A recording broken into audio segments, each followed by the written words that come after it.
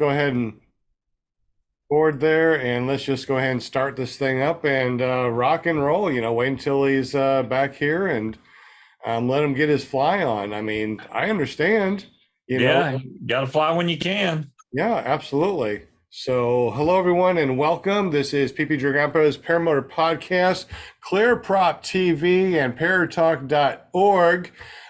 We are coming to you live from Bad Apples. Now, our guest, James Sutherland, he is kicking back. He's just going to go out for a quick flight, but he will be back at 7 o'clock sharp, so he says. I don't know if that's even possible, because it usually takes me 10 minutes just to lay out my wing, but hey, when you're Charlie Soap, you can do whatever you want to, right?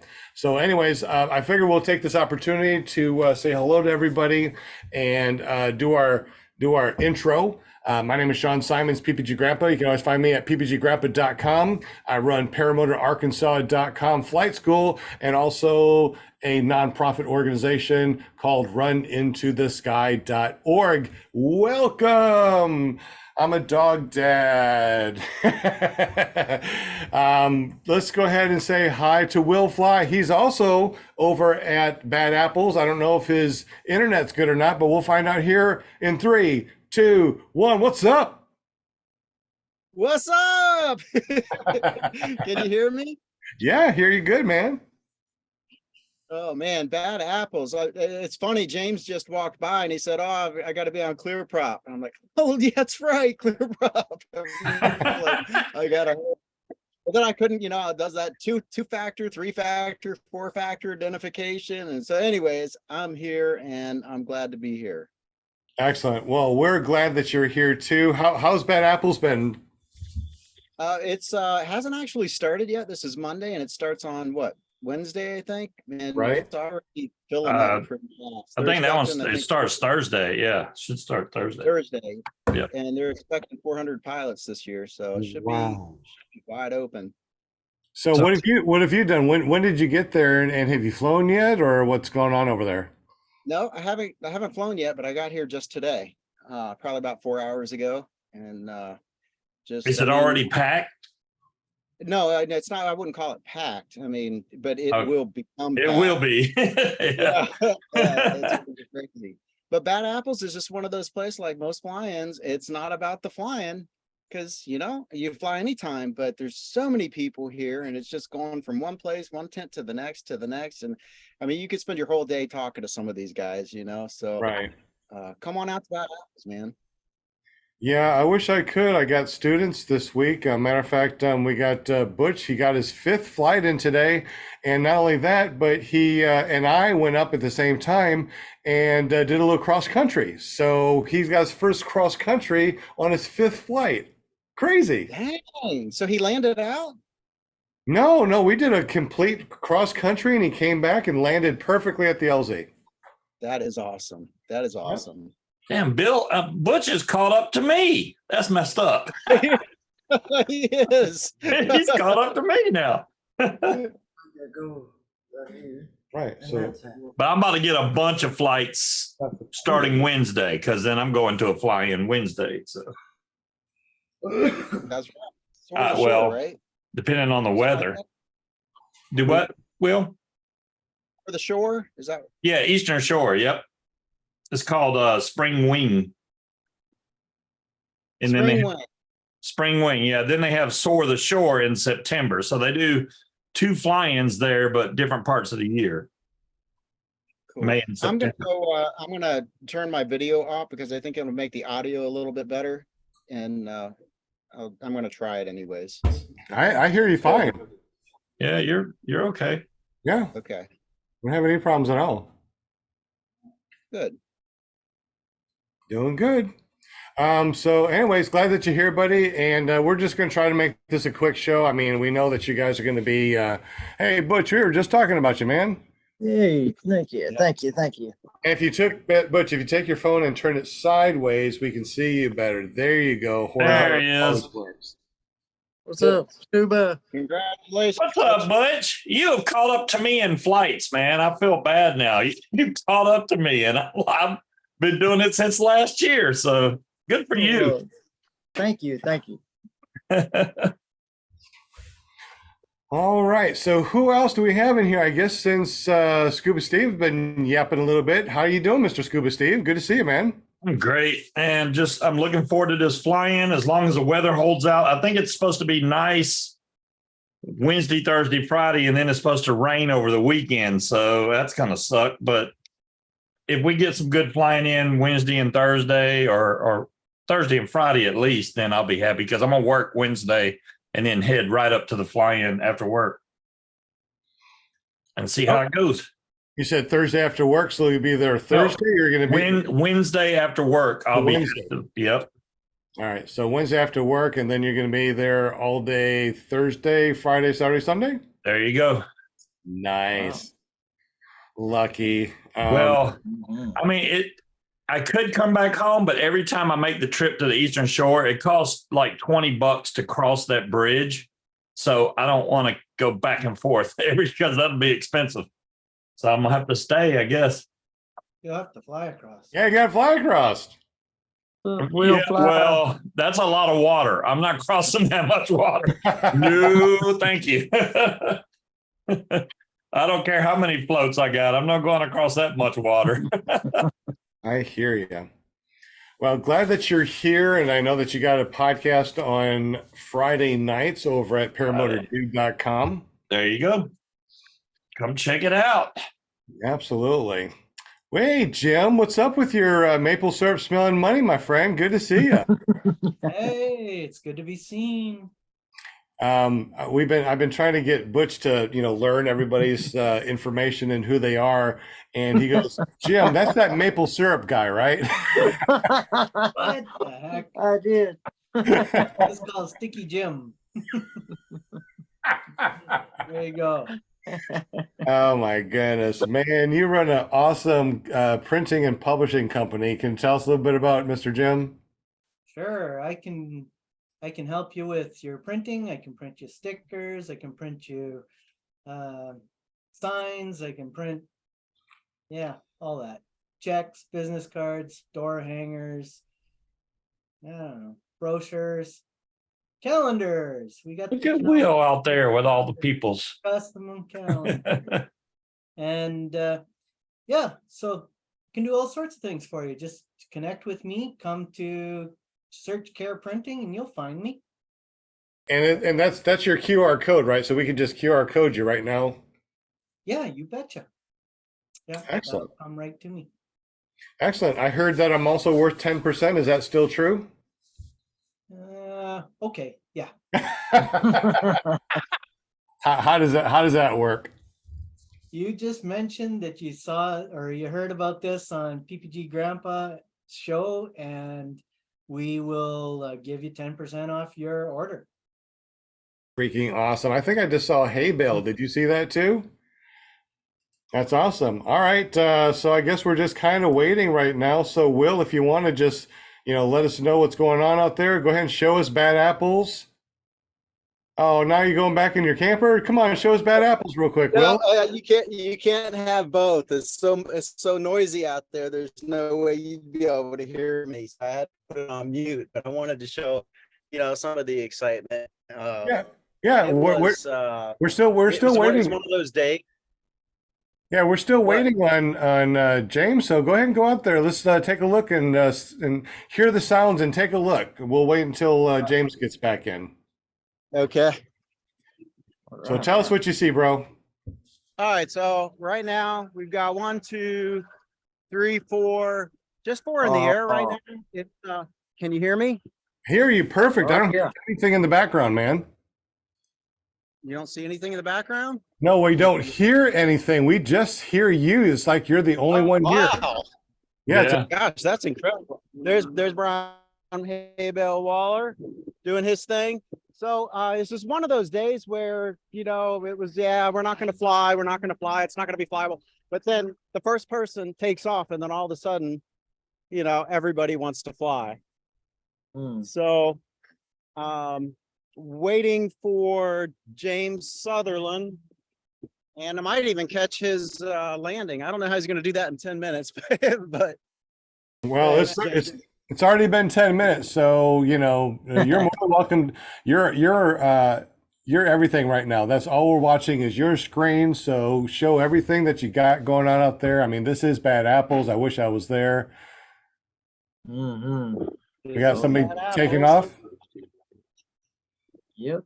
So the nice thing about Bad Apples is not only do you get to meet a whole bunch of neat people, just about every vendor you could possibly imagine is represented here. So if you have questions or even want to try different wings, something like that, I think that's James up there. See if I can get it. Yeah, I think there we go. I think that's James up there. And, Yeah, got a couple people ready to launch. You know, it sounds like you're showing a video and you're voiceovering. We hear nothing in the background, just your voice. Well, I don't think I can make that any better. No, Um, I was hoping to hear something in the background, There's but a guy. amazing noise cancellation. Yes. We hear nothing, just your voice. No. Wow, Oh. that's incredible. It's just super loud here. Yeah, just your voice. 4, 5, 6, 7, 8, 9, 10, 11. So now we have 11 in the air, but it'll get to the point where it's just so many in the air that I don't know. It wouldn't be a time for a beginner to fly, I guess. But that's not the benefit of coming to a fly-in like this. It's meeting all the other people. You learn so much at any level, whether you're beginner or super experienced. You're always learning something. So, yeah. Sorry for the perfect audio. Oh, it's amazing, man. I mean, it really just, I swear that you weren't really there. You're just doing a voiceover for a video. No, I guess that's Apple for you. That is pretty freaking awesome, brother. Let's Yeah, do it. I mean, it's just been amazing. So, how long are you gonna stay out there, man? I'm gonna stay out here till Monday. I'm gonna leave Monday. One of the best flights at Bad Apples I've ever had was the day after everybody left. You know, you kind of have the field all to yourself, and it's just kind of special. Hodges Field has a special place in my heart and the heart of many, many people. Mac Hodges has operated this place at a loss for quite some time, and he's done that because of his love of aviation and, you know, the people that are associated with it. So this is just an awesome place, and I'm grateful to have it. Yeah, that's absolutely amazing. It looks really awesome. Kind of really wish that I was there. Like I said, you know, we did amazing cross country with Butch today. He's got his 5th flight in. We're going to be doing more flights this week. I mean, this guy is doing freaking amazing. We got another student, our most, how do I say this correctly? Not the oldest, but the most, well, the oldest student. Seasoned. Yeah, well seasoned. Oh. Yes. Most well seasoned at 75. And he's been doing really good too. He's very he comes every morning and he trains really, really hard. So, you know, and Butch comes every day and trains really hard also. And it's just really nice to be able to get some people out there. And, you know, I don't mind not going to Bad Apples to be able to see some amazing people take their first flights and then, you know, go from first flights to cross country to, you know, all these amazing things that you get to do as far as being in the paramotor community. If you guys Instructor. I watched a video that Kahlo did, and he was training or trying to train somebody that was around 75 years old. And from what he was saying, the older you are, it's harder for your brain to learn new things like that. So, I mean, if the guy that you got is doing good, then hey, that's great. But it's hard for them to relearn or learn things when you get that age, from what I understand. Yeah, he decided that he's not looking to get up quickly. He said that he'll take as long as he needs to take. He doesn't live too far away from us, so he just comes when he wants to. He trains when he wants to, and it makes Okay. makes it good. That's a big field, Will. You're making me jealous. Mm. Oh, it's a huge field. The nice thing about Hodges Field, I'm going to get down here to the grass. This grass is like freaking carpet. It's like a golf course grass. And Wow. even when it rains, I mean, 10 minutes later or 5 minutes later, you come out and it's like dry as can be. Touch the grass. Touch the grass. Yeah. Yeah. It's an awesome field. So I'm going to sit out here, Shane, and kind of have it in the background. If you can still hear me and everything. That way you can see some of the activity. You could have a paramotor right behind you, and we probably wouldn't hear it. So We don't hear nothing, man. And I'm Sean, by the way, not Shane. Oh, John. I'm sorry, man. I'm looking at Shane. It's no problem. That's what this is all about, just having fun. But man, it looks like it's really nice. We got people that are kiting. Oh no, it looks like another trike went up behind you. Okay, so we got Most people that are out, they were kiting earlier, but most people that are out now are setting up to launch. Okay. Yeah, we don't hear anything, man. It just looks like you got a fake virtual background. that's a I lot of people promise flying, you. man. Hey, Brian Waller, is this a real background or is it a fake background? I don't know. It looks fake to me. Yeah. Thanks for having my back, bro. Real, Will. Yeah, wait until you watch this whenever you get the chance to on a real computer, and you'll be like, you gotta be kidding. There's nothing. I mean, absolutely nothing. No noise, nothing. Mm. Is it what are you on? Are you on an iPhone or what? I'm on a MacBook Air, Oh, wow. and I'm amazed. I cannot believe it's not picking up the background noise.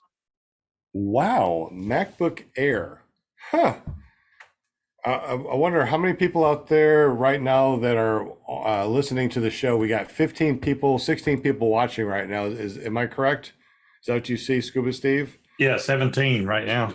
Okay, we got Slow Days out there. We got Kramer, of course, our Jim Maple Syrup, Guardian Service Dogs, Mad Sloper, Michael Jasper, Bonnie Franz, Daniel Roosh, Grandmaster UV, Tony Marzano, Scott and Angie Garland. Did I get everybody so far? Jim Sierra 120's on. Good to see you. I haven't seen you in a while.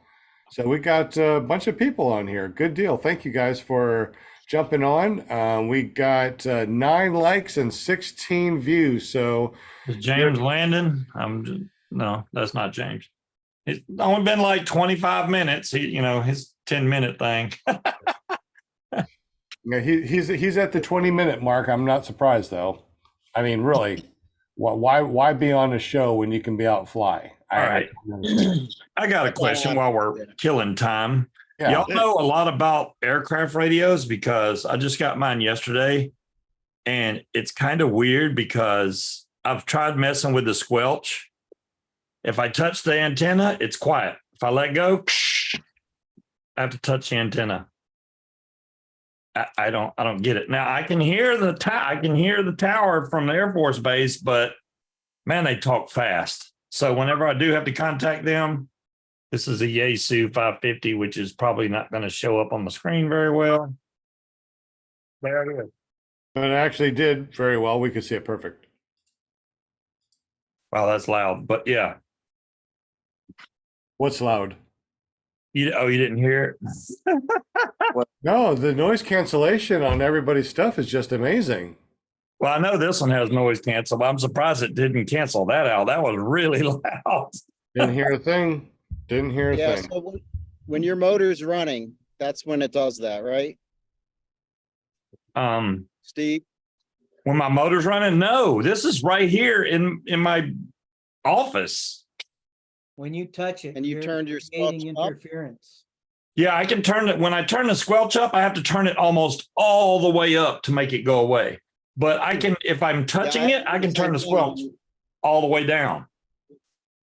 I have Sounds like to a do the bad same crap. thing on my icon. Whoa, whoa, who said what? I have to do the same thing on my icon. I basically had it's got a setting from 1 to 10 and I keep it on 10. The Oh, squelch. wow. Okay. So it's not just me. All right. I don't think so. Yeah. I mean, Yeah. well, I did another antenna and it's completely quiet. It's a real short antenna, which is great for short range, but it's not good for long range. I can turn the squelch way down on that one, but I don't know. Maybe I'll play around or get a different antenna because Sounds like something about the grounding so far. It sounds just like grounding issues. it's weird. Oh, I got it blocked where I won't broadcast by accident right now because I don't want to contact that tower and then they go, "Hey, what are you doing?" I don't know. So on that, and we talked about this before about if you have a resistor cap, Mhm. and if you're using a resistor cap and you're using a spark plug that's also a resistor spark plug, somehow those two cancel each other out. So you could try using just a regular spark plug to see if that helps. Well, I have a line filter too, but I haven't even hooked a headset yet to it, so I don't or taking it flying yet. So we'll see. So, Will, what is a resistor cap spark plug? What'd you say? It's a resistor. Now I am not a mechanic, so I don't know. But it's I guess the cap that goes on your spark plug, they do something special to it where it keeps it from interfering with radio signals. But then so does the spark plug. If the spark plug has an R in it, like what is it, BR1? I don't BR remember. 549. Yeah, BR549. But if it has an R in it, it's a resistor spark plug. And so you've got a resistor cap and a resistor plug, and those two are kind of canceling each other out if they're used in combination. You only need one or the other. That may help. This has been the bane of my existence, and that's clear communication. I've not yet been able to find a solid way of doing it. I'm pretty good on the aviation radio because I kind of know what they're going to say. I kind of expect it and I can fill in the gaps. Mhm. Can you hear that? Yes. Barely. I heard some roar like a motor noise just for a second. So it's just something to try. I've also tried those little ferrule barrels or whatever they're called. They're little barrels with magnets in it that you can clip around wires. They've Yeah, helped some. that's what this is. Yeah, if you're going to use those though, you want to put a piece of tape around it because I have had them come off. And, Yeah, that Tony, would I serve. got a risky biscuits. All right, I got to tell you, I saw something today. I must be old and not with the times. Have y'all heard of Mr. Funnel?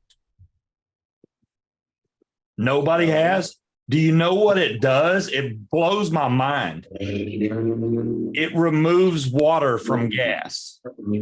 So if you get a giant thing of gas and it gets water in it, you can pour this through this filter and it takes the water out of the gas and only puts fuel in there. It also will, because ethanol will mix with water, you can put more, like if you buy ethanol gas and you add water to it, the ethanol will bind with the water, then run it through the filter, and then you'll have non-ethanol gas. Wait a minute. What is it called? Mr. Funnel, look it up on Amazon. I kid you not. I watched Scary Barry do it, and I was like, you got to be kidding me. He literally pours it in there. Nothing comes out but fuel, no water. He had like 3 drops, so he did it twice, pure fuel. I was like, wow, man, that's awesome. I need that for, you get condensation or whatever in your fuel tank all the time. That's a good way to get it. Oh, you got him. John Wayne's got a Mr. Funnel. It works. There you go. They're like Really? $1 on Amazon, but that's some good stuff right there. I was like, man, I'm so getting one of those. Yeah, even without the I guess the Mr. Funnel or whatever, you can make your own ethanol free gas. And so if you pour, I think it's 26 ounces of water per gallon of regular, with ethanol gas, Mhm. that water, the ethanol is more soluble in the water than it is the gasoline, and the water and the ethanol will settle to the bottom. But the only problem with that is the ethanol is also used to increase octane. So if you're going to do that, you need to start with a higher octane level. In other words, you wouldn't start, if you started with a 92 whatever octane level, Right. the time you were done, you'd be at a lower octane. So Oh, I got you. I didn't think about it bringing the octane level down. But you also know too that the lower the octane, the more power there is, right? well, I didn't think about it that way. So, and then as far as the two-stroke motors that we use, how would that affect it? And that's something I'd have to investigate. I only use the 87 non-ethanol, and I've been doing that for years, and I've had no problems at all. Matter of fact, I liked having that extra power because I don't know, it feels like it runs better than the 92, 93. Yeah. So Well, here's because- something that would be a neat experiment if for anyone to do. Just take a little of regular gasoline and then pour a little bit of water, but know how much water you're putting in there, like 1 ounce, 2 ounces or whatever, and then pour it in the gasoline and then let it settle. And you'll see that if you start it out with 1 ounce of water, you'll end up with 1.2 of the clear stuff at the bottom. So that other extra is the ethanol that's also settled. Yeah. Kind of interesting. That's what I was saying, that you could use that filter. If you add water to the gasoline so that the ethanol can bond with it, then when you filter it again, it takes all that out and you just got regular gas then. Or you could siphon from the top. And Yeah, you can could do add- that. You just got to be careful. Yeah, You get a little too low and oh man, I pulled water up in there. That's right. I'm not exactly sure how that works though. I mean, how does it remove? It's a hydrophobic filter or something. So it repels water. So when you put gas through it, it keeps the water out, but lets the fuel through. So the water stays inside the actual fuel. In the funnel. There you go. funnel. Yep. And the gas comes out of the bottom. It's amazing to watch. I was like, wow, it's really working. I mean, he did it because he went and bought like 55 gallons of non-ethanol fuel. And it just so happened that the gas station he got it from, there was water in their gas. So he had to go and filter all that stuff. Yeah, that's it right there. That's it. Interesting. Oh, Mr. Funnel, yeah, we all know about that. Steve. Removes water, dirt, and debris. That's the other good thing. It not only gets the water out, it gets all kind of dirt and crap that's in those gas tanks that's sitting at fuel. Because don't think that all the fuel comes out of them pumps are dirt free, because they're not. Especially a fuel tanker's in there filling. At the moment you fill up, that's the worst time you can fill up your car is when they're pumping gas in there, because it mixes all that crap up that's in the bottom. So don't fill your car up when one of those tanker trucks are filling the big tanks. Yeah, I've definitely heard that a lot of times, and I've seen those tanker trucks there, and I just move on to the next. Yeah, okay, so here's a good question. So you filter, and that is neat. That's actually a lot simpler than, letting it settle and siphoning from the top. Right. But then the question would be, non-ethanol gas costs more, right? So Yeah. I wonder what the real comparison is to buying the regular gas and then filtering out the excess or the ethanol. Wonder how that weighs out. Well, the only real value is that your lines are gonna stay longer. But Yeah. I mean, it still burns, it's functional, and there's no real point in getting rid of the ethanol. Yeah, well, I meant like monetarily, the cost of buying It the water and the ethanol does do a number on your membranes and stuff on your carburetor. So I've been using non-ethanol, and I mean, every year I do a maintenance anyways, but I don't have any problems. Matter of fact, my carburetor still feels like it's brand new. Now, when I first started, I was too cheap, and I used the ethanol gas, the stuff that you normally get at the pump, and the membranes and stuff, I'd have to replace those things like twice a year. So it does mess up your carburetor, I think, if you don't use the non-ethanol. So having a fuel filter like that probably would be pretty good. What do you guys think? I mean, what is your experience on the panel, and what is your experience in the super chat? Let us know, because this is a really interesting topic that we're talking about. Yeah. I I'm just never thought it was gonna cool. worry It's a great addition to have. I mean, you never know when you're going to get water in your fuel. So it's a good way to get rid of it. Or you could try to use it to get ethanol out of your gas if you want to go that way, I think. So that's only for gas. That's not after you mix it with oil, right? I mean, that's just your gas. No, it doesn't matter. Even if it's mixed, it's fine. Really? Because gas mixes with that oil. Gas mixes with oil. Gas does not mix with water. That's why it separates.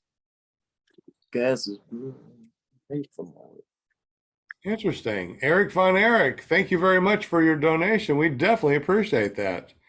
Yeah, I've never, I'm gonna have to mess around with that. I'm gonna have to buy one. I actually just put one in Yeah.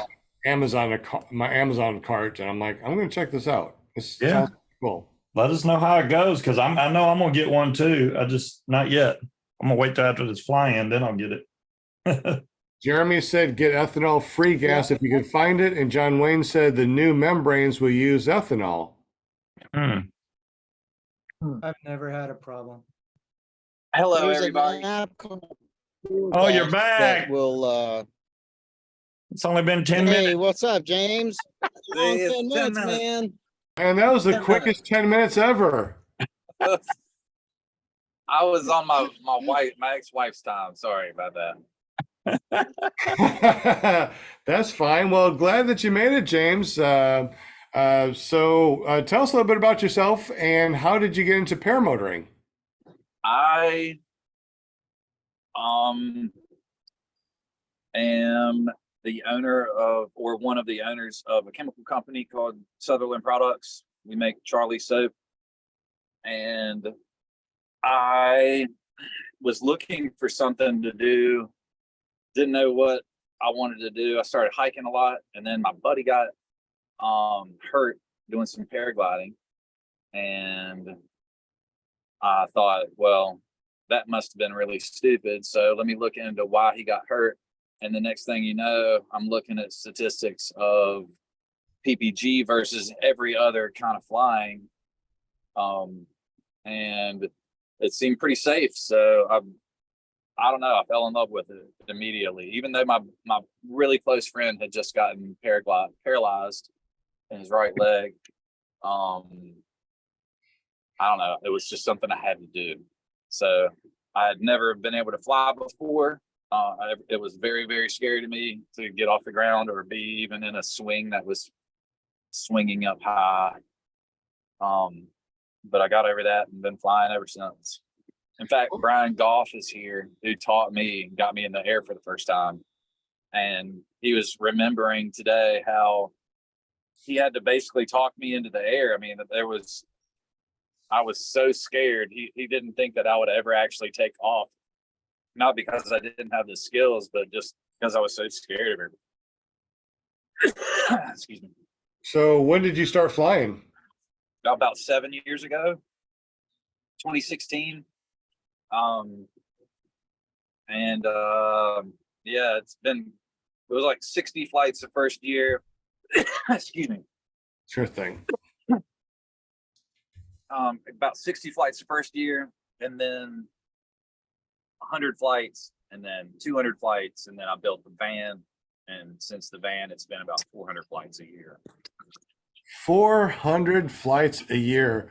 Now, We had an appointment, and I made you wait 20 minutes so I could get a flight in. well, yeah, I respect that, my friend. Absolutely. I mean, that's just me, man. I'm sorry. And No. that's why I'm going to fly probably more than most people. No, I mean, if I had the opportunity to go fly, well, wait a minute, I kind of did, but if I could go fly some more, I would definitely go do it. I mean, so I totally understand. And this is only one day for me a week. So if I can't go fly the rest of the week, something's wrong with me. Yeah. Well, I hear that. I just got an opportunity just now. Ryan O'Connor, I think his name. I don't know his last name. Ryan, though. He's my really good friend. He's helped me with a bunch of my motor problems with the Polini 303. He just let me borrow his daughter's Atom 80, and I took it up on my thermaling wing on my trike, and so it was really lifty, and I was able to fly an Atom 80, even though I'm like 215, 220 pounds sometimes. But that was I'd say my first barefooted takeoff, other than being at the beach that one time. So, Well, I mean, my go-to motor is an Atom 80, and I've been flying it when I was 250 pounds, and I'm down to 220 pounds, and it's fine. It nice. has, lots of lift, lots of power. Atom What 80s. kind of wing? What size wing are you flying? Like a 30? I usually fly my 28s. Shit. All right. And you're at sea level, or you Yeah, high pretty up, or? pretty pretty close, about 250 to 300 feet above sea level, and Okay. and I can take off in like 10 to 15 steps nil wind with Excellent. with an Atom 80. So people that are like, oh, I need a multiple 85, you might want to try Atom 80 first. Yeah, I mean, it's a nice little rig. I wouldn't say it was quick to get off the ground, but it was fun. And with the 29, it was exactly what I needed. I've been going for as low and slow as I could possibly go, for about a year and a half now. Not low, but just slow. I like the Bodie wings for some reason. I'm not like scared of the fast stuff. It's just, it seems like there's a lot of stuff going on. Well, yeah, absolutely. And you miss it when the wing's going very fast. You miss all the physics that's going on. And so with a really slow wing, like, I don't know, it seems like it's more intimate with what's going on with the air, what's going on with the thermals, and just everything. And I don't know. Everybody told me to get into a B wing if I wanted to get into maneuvers. So I went to a B, like a high B, and now I've got a low B that I bought just because it's slow and fun. Anyways. I agree. I like the Bodie wings. The Bodie wings are really awesome, especially in nil wind. You can get up in almost 0 steps. I really like it. Yeah. Hey, James, are you still traveling with Aviator? I'm not. Well, right now I'm not. I took a little time off from them just because I had to go back and work on some stuff for my business. We just got into Walmart for the first time, and it's been really hectic. So I had to come home. Also, I had some family issues, and I had to basically rebuild a house, or a home. And so there were some things that kind of took me away from focusing on the Aviator thing. And then when I did have some time, I got an invite or an opportunity to go and hang out with Santa Cruz. Wheel? No, sorry. Say that again. It just looks like wheels running, but yeah, go ahead. Yeah, he's like on a one wheel, I think. I think he's on that one. I think he's on a Segway. Oh, okay. Yeah. It sounds so much cooler when you said I was on a one wheel. Oh, I'm sorry. You're on the most expensive one wheel ever. Yes, there we go. There it is. Hey, James, I can say this about James. When he says he likes to fly, or he flies a lot, I thought I had it bad. I mean, I thought I flew every possible chance I get, but this guy he flies multiple times a day sometimes, don't you? Yeah, if it's good, I'll usually get multiples, because it's not the flying, it's the landing and the launching that I like so much. So You got it personality, that's for sure. You love to fly, man. Yeah, and there was a time where I was doing too many launches and landings, and it looked like I was just bumping up my numbers of flights. So I would like force myself to go and fly 30 minutes on every flight. Huh. So if I had 2 hours to fly, I'd get 4 flights, but I would do 30 minutes, 30 minutes, 30 minutes, 30 minutes. So I could like guarantee I had some time in the air. Anyways. I think we got a question in the super chat. Jim, can you let us know what that is, please? Yeah, Oh, I Jim, was saying pass by. Jim CR120 was wondering, since you're like, doing who some else is free here? flying now, can you share what the experience was like? Free flight is a crucial experience in every form of the word. I've never had to be so focused on where I was and what I was doing in my life. I don't think that powered paragliding really is like it in that regard. You can kind of be absent-minded with powered paragliding once you get going.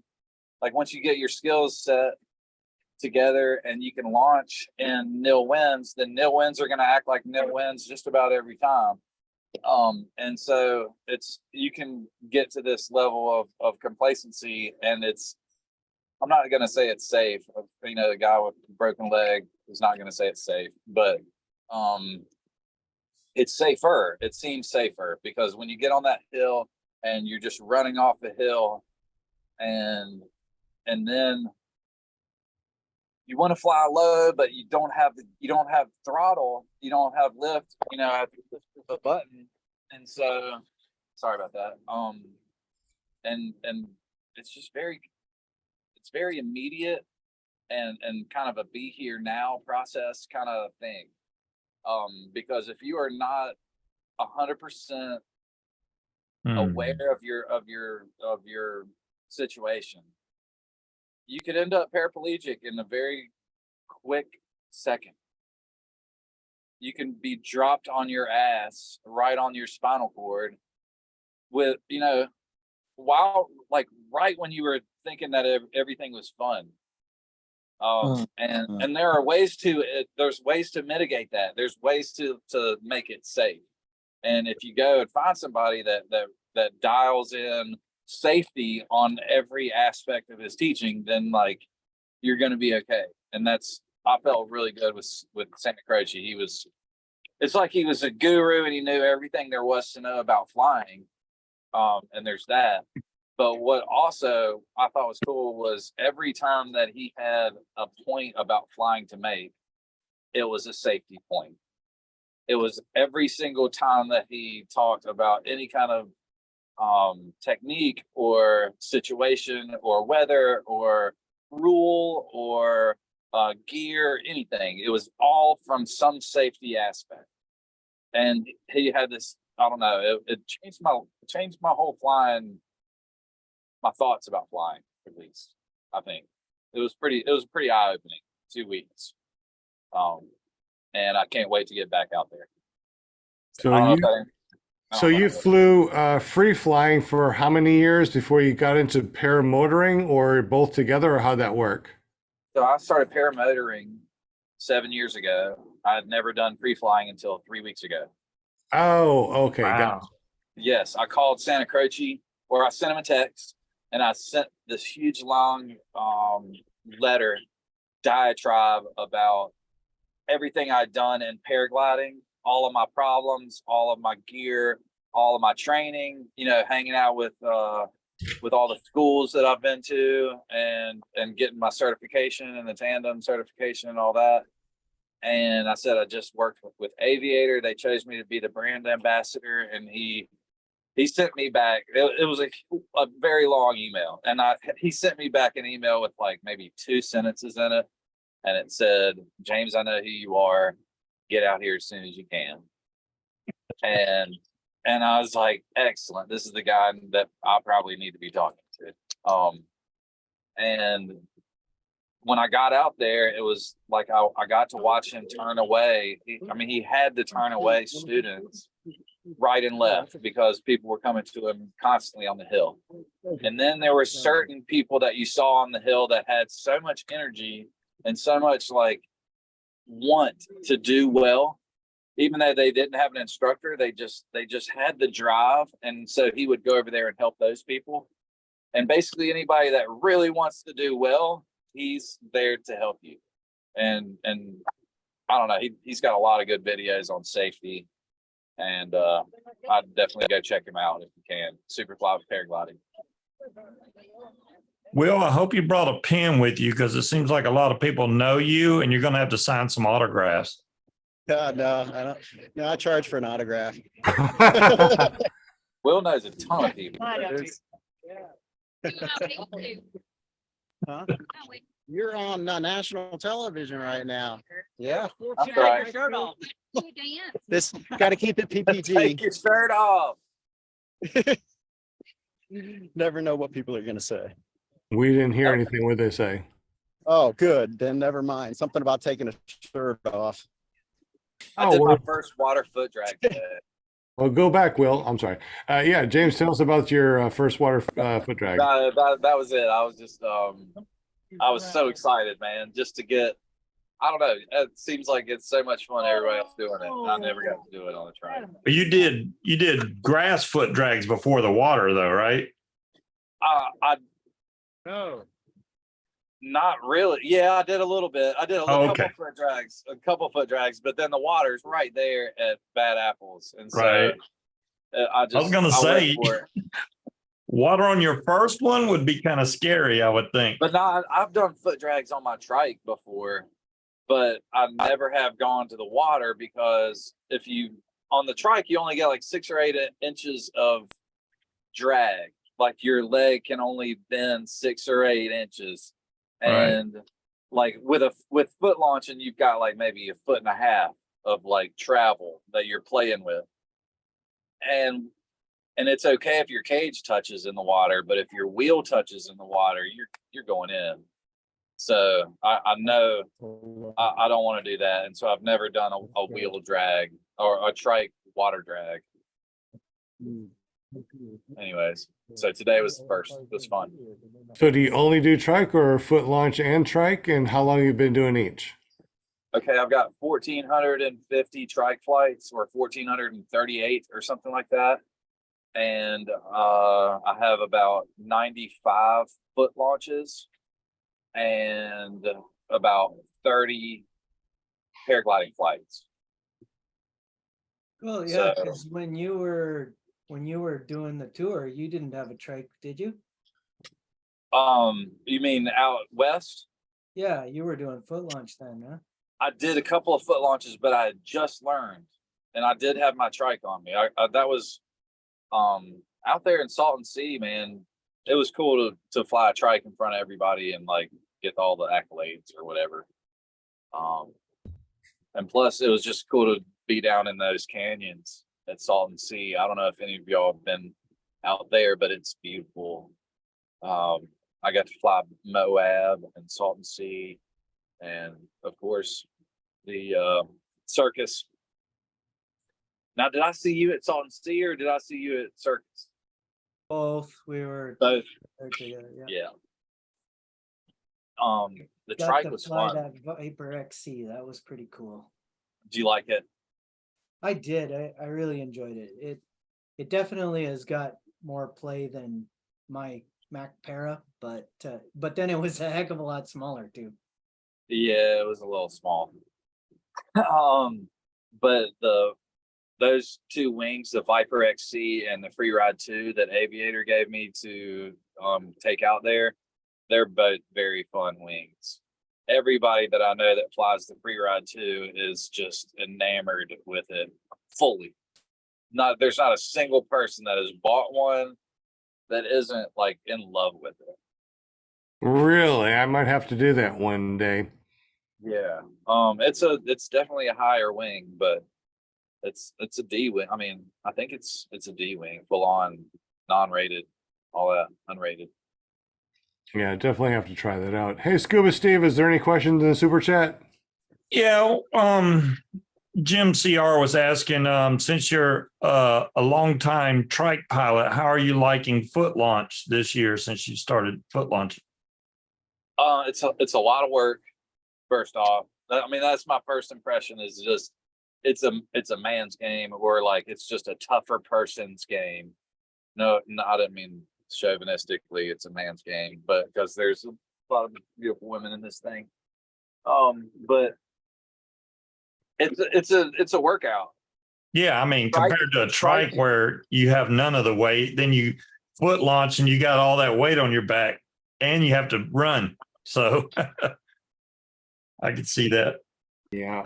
I launched with 32 liters of fuel the other day. Now that is heavy. How much is Yeah. 32 liters? That should be 8 gallons. How's That's that 50 even? pounds, How many pounds? about 50. 50 pounds. Wow. How many gallons? 5 gallons? Well, it's 4 liters per gallon about, and he said he had 32 liters. Yep, That's 8. Yeah, 4 times 8. 8 gallons of fuel. yep. How many gallons can you have in your paramotor in Canada? As many as I want. Oh, Oh, that's good. I get one benefit of living up here. that's it. Maple syrup Hey, smell. our battery died, so I'm mooching off James here. He's my peanut gallery. Just hook it into your little hoverboard and it'll charge your phone. Ride around with. There you go. Your hoverbound has a USB. yeah. Does it? Should No. No, it does. No, it doesn't. The Segway doesn't. No, Oh, I wish it does. Yeah, there's a couple of them that do. Yeah, I think the new ones have anything you want, Bluetooth, USB, whatever. wow. That's crazy. I just bought one and didn't have one. Well, good. You just answered Jim CR's question there, Jim. He was like, is that legal in Canada? You already said, I can have as much as I want.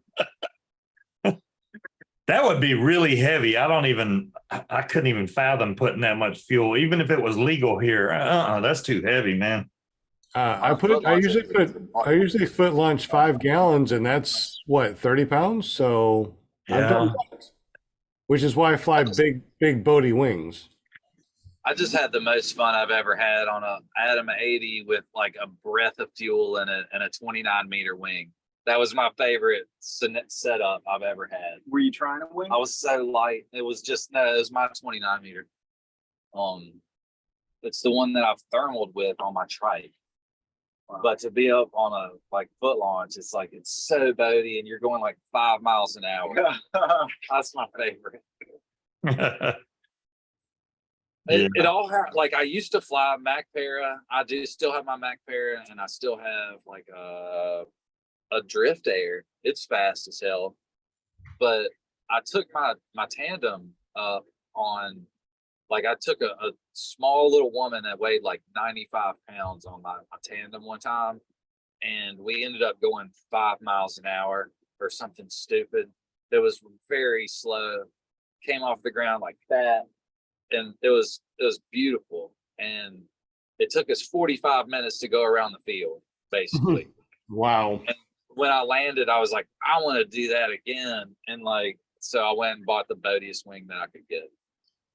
That's cool. Yeah. I've only been on 2 tandem rides, and both of them were the time of my life. Absolute. I mean, if you haven't taken a tandem ride, They're you've fun. got to take it. It's just like it gives you a whole nother perspective of the sport. Just totally enjoy it. Well, I think I'll try that this weekend. We're going to the Butt Fan Dust Off and flying, and he's going to be doing some tandems there. So hopefully we'll get to try it for the first Dude, time. you will love it. I I'm haven't looking done forward to it. a paragliding tandem, but art is good. The butt fan so dust I off. learned this about James today about the free flight stuff. I mean, that's pretty cool, you know. And Sure I is. don't know if I've met Mike Santa Croce. Chris. Oh, Chris Santa Croce. Maybe I have. I don't know, but I've only he's- heard good things about him. Right. That's the kind of instructor you want to go to. You want to go to one that's like really good and that everybody likes. Yep. Because it's just the way it should be. Like people should be, they should be going to the guys that like are likable, and because I don't know, usually just skills are likable. Yeah, You know, yeah. And what's that saying that it's something, I think it's about a lie, but bad news travels halfway across the yeah, world before the good news gets out of bed. yeah, that's it, man. And I'd have never even heard anything bad about Chris Santacroce. I don't know if y'all have heard much about it, but I've never heard anything bad about it. In fact, I'm like, I pride myself in knowing a couple of like really good pilots, and I've known them since I just got into the sport, and every one of them said you're nobody unless you've gone to see Chris. And it doesn't matter how good you are, you're just not there unless you've gone out there and let this guy see the way you fly and see if there's any kinks in your flying, because like the dude can just really help you get dialed in. Anyways, that's why I went out. I want to be good. I want to be better. So how does he do that? How does he actually adjust? Do you have a charger? How does he actually evaluate your flying? Does he do it from the ground? Does he get up there and fly with you? He does it from the ground, and he's looking at your demeanor when you're stepping into the wing, when you're stepping up to him. He is reading you just like he's reading the wing when he's flying. You know what I mean? Yeah, he's kind of predicting what the wing's going to do before it actually does it. Right. And he's doing that with students too. Yeah, Like he's that good because of his experience. because of his experience. And he's just seen so many bad people show up and step up to the plate. And he's seen Wahoos step up to the plate. And he's seen guys that were focused step up to the plate. And he's seen the difference in what happens. You know, if you can bring some energy and bring some focus, like that guy can work with you.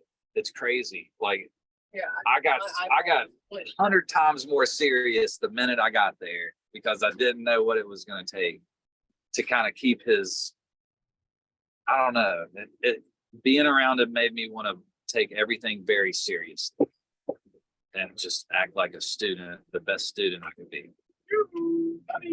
Not to blow anybody up, but like he was really good. Wait. And he flies right out of Salt Lake City area. Yeah, they call him like the king of the hill, basically on the point of the mountain. So Salt Lake City has this place called Point of the Mountain, and Point of the Mountain is one of two sites in the whole world where there's two valleys, and the wind will come and at some parts of the year they said that it is consistent. Beautiful winds every morning from the south and beautiful winds every evening from the north. And they have a south mountain and a north mountain. And it's awesome. Wow, cool. And You get a like lot of the flying. paragliding is I have to take this back because I'm trying to recover my phone because it's broken. well. I'm trying to not lose all my pictures. This interview might stop without that. He's going to lose battery power really fast now. We've got a percentage point or two. Okay, We should be okay. that's fine. So real quick then, since we don't know how long your battery's going to last, tell us a little bit about Charlie Soap, how you got into that, and now that you're into Walmart, what does that mean? Okay. I've been making soap selling soap since I was 8 years old. I'm 45. My dad has been selling soap since 76, which was 1 year before I was born. And that's what my whole family is about. And we don't make a single bit of soap. All we do is make detergent. And the people in our town just called it Charlie Soap, and we stuck the name to the bottle. But we have the number one selling, or we at one time had the number one selling laundry detergent on Amazon. And we played with the price until we got to about number 4 on Amazon, and that kind of works more economically for us. And now we had the largest rollout into Kroger. in the history of Kroger 2 years ago, and went to 2,600 stores. And then the next year we added 2 more SKUs to those 2,600 stores. So it did okay. So you got Kroger and now you got Walmart. How are you keeping up with that demand? My father and I engineered an automated powder production process. Mm-hmm. And so we turned this 5,000 square foot fireman's dance hall, basically an old fireman's dance hall from the 50s. We turned it into a very large machine. And so that machine pumps out about 16,000 pounds of powder a day. And I can, in the evening, I can make 10,000 pounds just by myself, with like 3 or 4 hours of work. Oh, okay. And so I've got 2 guys that can compete with Procter and Gamble and SC Johnson and Unilever. I don't know why they do it so inefficiently. I can not, because this English major that flies paramotors can do it faster than they can.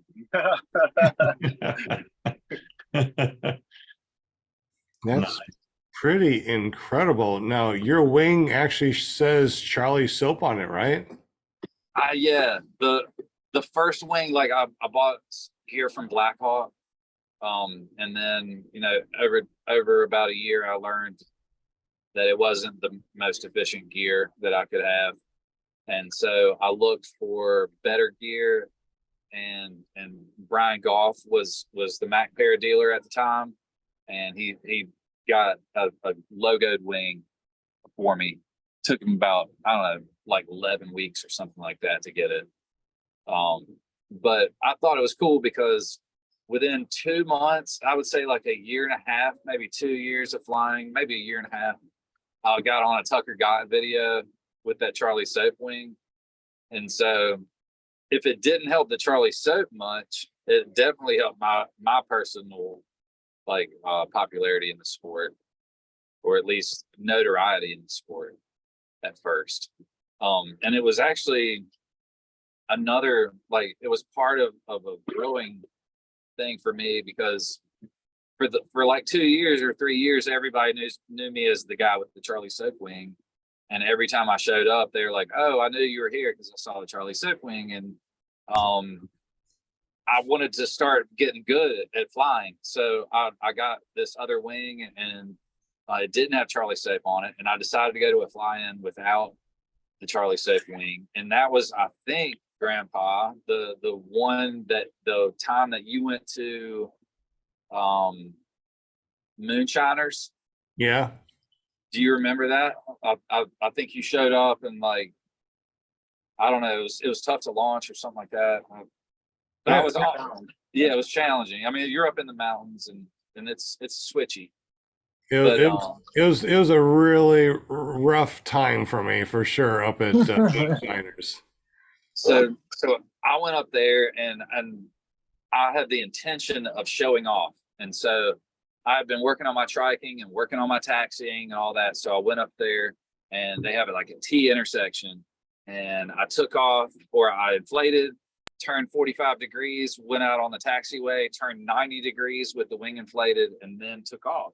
And then when I came in, I landed like that. I landed, slowed down, took a 90-degree downwind turn, and then a 180-degree turn, and landed next to my van.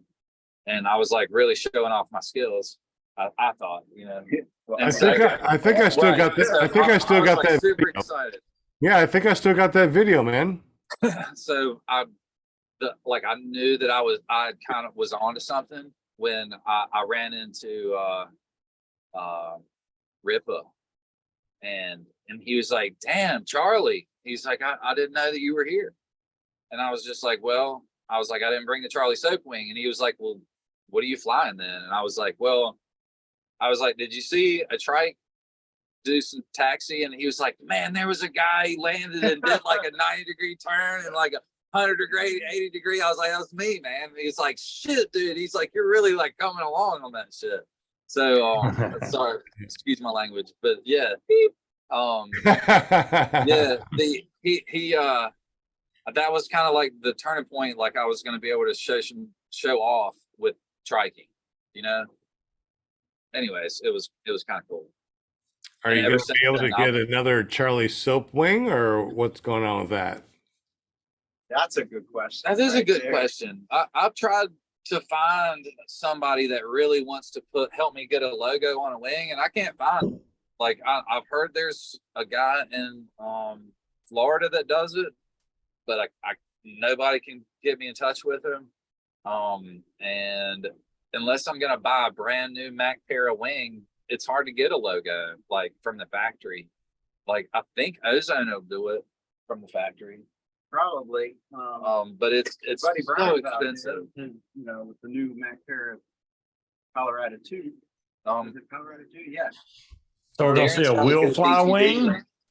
Oh yeah, a wheel fly logo wing. I mean, you know. No. I mean, I've heard of, you know, like Never Trust a Skinny Chef Shane, he's got the Gauge logo on his wing. That's probably someone you could hook up with. Oh, there you go. Like I can't go from the Charlie Soap wing to anything smaller because when I contacted Mac Para, they said, how big did the, you know, can the logo, or I said, how big can the logo be? And they said, well, it can be as big as you want it to be. Just put it on the, you know, make a PDF and put it on there. So I stretched it to the very edge of the wing on there, and they said, we can do this, but we're gonna have to change our CAD program to allow for different colors all the way to the edge of the wing. Do you mind investing whatever? And I ended up having to spend a couple of extra $100 for them to change their program. And so I could push the Charlie Soap wing, all the Charlie Soap logo all the way out to the edge. Well, you had they came back and said, okay, how about this? And you kept saying, is that as big as you can get it? As you can get it? Like they're like, well, like maybe we could do it bigger. I'm like, then do it bigger. Like it's however big the biggest you can get. So Charlie Soap is pretty. You can see Charlie's from easily 1,000 feet. You can still clearly see. Look at that. That's Charlie Soap. Yep. And I don't think there's any other logo that's like that. Not a lettered logo. Yeah. So I've got the next thing that I think that it won't say Charlie Soap. It'll just say Charlie's really big. But yeah, the next thing, I don't know. I'm kind of torn between getting a Bodie wing with it on there and like having a huge logo, like a 41 meter with a logo stretched all the way across it, you know, or like putting Charlie's on a smaller, like fast wing that I can show off with, you know, and so it's kind of up in the air right now. I'll probably It's up in the air. That's hilarious. No pun intended. You see what he did there? Yeah, it's up in the air. So, yeah. Do y'all did flying so, you know, like, did it just get under your skin like it did with me? Like with me, it was just a whole new thing. It was like I put on a suit that would never be, yeah, like I either put on a suit that I would never take off again, or I somehow figured out that the skin that I was wearing had a zipper and there was a pilot underneath, and I'll never realize, like, I'll never be something different. Like, that's what I am. Do you know what I mean? I thoroughly know what you mean. That's the way I feel like about it. I'm an all or nothing type of guy. And when I say I'm going to do something, I don't just do it half-hearted. I mean, I go all the way in. I mean, but not to the point where I do morning flights. I still don't do morning flights. I do morning flights. You just hate the wet. Yeah, I hate the wet. That's it. That's all it is. But you got it so bad that you love the morning flights, the evening flights, and the afternoon flights. And mornings, like, I would prefer to take off on pavement. Yeah, actually, that was suggested to me the last time I started getting them on the mornings. Yeah, to take off on the pavement. It's dry as bone. Yeah. Like, even when everything else is wet, it's dry as bone. So how do you think that affects the wing, though? I mean, I have never had anybody say that they can tell that I take off from pavement every fucking, excuse my language, every morning for 365 days, just about. I took off on pavement, and nobody ever said that I've got like wear from lines, or all the times that I've like pulled on a rock that was cemented into the Yeah. road, Yeah. like never bothered it. The only time that I had some issue, and I think it could have happened anywhere, was coming in downwind landing and slapping the wing. The front. And it was like well into my career. Yeah. You know, it wasn't early on when you think a newbie's going to hurt a wing. Anyways, I just did it wrong that day, and like it was the Charlie Soap wing. I busted a bunch of cells in it. Dang. Man. Yeah, How old is your Charlie Soap wing? it's a 2017, Wow. but and it's got fresh lines on it now, though, and I tested the porosity, and it's a-okay. So it's amazing. Yeah. As much flights as that thing's had. it's I mean, the thing is though, it's the 2017 wing, so like the 2023 Advance Epsilon DLS that I have has, I mean, even though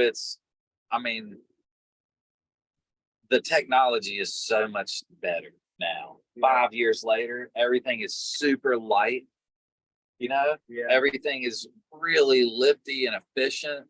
I mean, everything launches beautifully, because if it doesn't launch beautifully, people don't buy it. That's exactly You know, right. it's like really come along. Like the market has started to really blossom over the last 5 years. I feel that like. would be a fine line too between, okay, launching, you know, a better launch that could mean weaker material, you know what I mean, or less material. Less material. So Like you want it rough and tumble and Yeah. all that, but like if you learn to fly well and learn to take care of your gear well, you can start with something very dainty. You know, there's a lot of people that start with something very spindly and fluffy and lifty. You know, So Brian wants me to test flight the new Colorado tomorrow. You think I should? I've never flown a Colorado. I didn't fly the Colorado.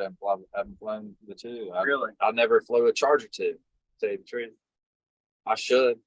I've started to fly a bunch of different stuff this year. Like I got the Warp 18 under my belt. Yeah. And I've flown a Snake 18 on a trike, which was like a bullet. Yeah. I've Um, heard the Snake is real kind of spicy. I don't know if I'd be up for that. Yeah. And then somebody put me on an APCO single skin, and then I got to fly a BGD Luna and a BGD. What is the A wing BGD? Oh, not the Luna, dang it. I know what you're talking about. It's awesome to like get to a point in my Magic. career where I can like borrow somebody's motor now. The Like, magic. thank BGD God magic. for Aviator Paramotor. I mean, I hate to say that, like to get that on a sound bite that you have, but Aviator Paramotor, and like I don't know who's watching this, but and it'll sound like I'm like blowing somebody up, but I went down there thinking that I knew everything there was to know, and it was a formality, you know, to learn how to foot launch. And that Jillian girl, she knew her shit. I think she only had like a year and a half of flying under her belt. And she was an excellent instructor. And I wrecked some gear one time, and it was because I refused to do what she told me to do. And from then on out, like I was good, and like I got 90 flights in 2 weeks, or it was like 69 on the books, and then I like pumped out another like chunk right after the class. The chunk's a lot. Or the chunks is like a solid pump. Anyways, so now I can pick up a motor and go flying, where before, like unless I was striking, I was super nervous. And to like, I say that it was awesome to fly an 80 just now, but like the biggest deal was that I could borrow an 80 and not worry about it at all. Just go flying. The first time you've flown an Atom 80? Yeah, Really? yeah. Wow. I was the Wow, first time man. I flew with that. That's awesome. anyways, Well, I love that's, flying. oh yeah, I absolutely. I love flying also. I think I've flown an Atom 80, an EOS 100, HE 125, a Mulster 120, 185, Black Hawk 220. And hopefully, if I can get this other carburetor working on this rodeo, I'll be flying another Simonini. I haven't flown a Seminini yet. I've gotten the Fellini 303, 250, the Moster 185, and the Atom 80. And the free flight stuff. I'd have to say the free flight and stuff, it's pretty badass. Like, it feels like the future. Like, I don't know. Paramotoring is cool, and it's the future too. I mean, we're definitely living in the future. But like a good wing and a nice harness and a helmet cost about as much as a paramotor without the wing. You know, so you can go and just get a good harness and a free fly. Like, now you got a hike and fly gear, and it's in a backpack that like can go in your, like, it's literally like it'll fit in your passenger seat, and like, or it'll sit on the back of your motorcycle till you get to a free flight site. You can hike up, fly down, pack it up and ride. That just seems so cool to me. I'd say it takes. And I haven't done it yet, but I think it'll be so cool. It's got to be. It has to take a lot more. I'm not going to say intelligence, but skill. It's a lot of free fly and to free fly right than it does, you know, to rely on a motor. So yeah, there was a thing that Santa Croce kept saying, and he was saying that the guys that are really good have been in the sport a long time. And the only way to be in the sport a long time is to continually dial back from your basics, your baser instincts to because like only the fucking only the yahoos are out here doing this stuff, you know, and the people that want to be upper echelon, they have a tendency to push even harder than the rest of them, when really just being out there and time under the canopy is gonna get you more in the long run than pushing your limits. And he's I don't know, it was a cool take on it. Basically, just be there, just get onto the field, just be at the mountain, get into your gear and dial back every chance you get, you know, like always, you know, watch yourself, push, but like at the end, be willing to like give up that last 30 minutes of flying before it gets nasty, or give up that day that like there's only 2 people out on the field, you know, and everybody's kiting. Just kite, you know, dial it back, like be the back of the pack kind of guy, and in the end you're going to be there longer than everybody, and you're going to be an OG, and you're going to be better than everybody. And he's like, that was a cool idea. And it's something that I think we try to. Old gangster. I'm an old gangster. Yeah. Well, original gangster, I think, but I totally understand that's what that's very like, true. you have to be there for a while to be there.